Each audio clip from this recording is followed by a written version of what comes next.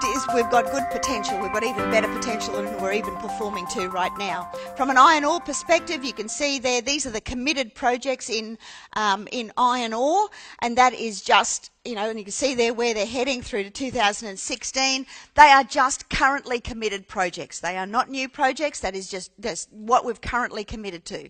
So good, strong growth there to come. We're looking from a GDP perspective, the Pilbara there. The Pilbara's actually got a greater GDP than 120 countries around the world. It's huge. From a coal perspective, and I'm showing you all of the mining stuff because we are, our wealth and our fortitude is really based on the mining industry. Iron ore is our biggest export. Coal is our second. What used to be our third was education, which is interesting. I mean, we should be, again, you know, I'll get on my soapbox for 2 seconds. We should be promoting education in this country. You know, it used to be our third biggest industry. It is not anymore.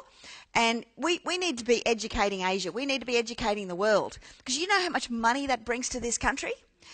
As an example, Newcastle University. Now, Newcastle is not necessarily a big place. It's not Sydney, it's not Melbourne, it's Newcastle, a relatively small university in the scheme of things. It educates 6,000 foreign students.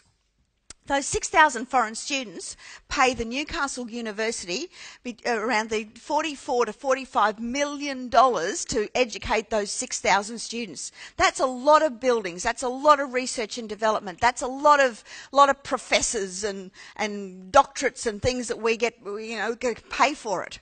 But on top of that, each one of those students typically spends between $28,000 and $29,000 a year in the Newcastle and surrounding areas just living. And it's not just touching the property, but it touches, you know, your life. So it's, for me, I wish I met Dimna like, you know, 10 years ago.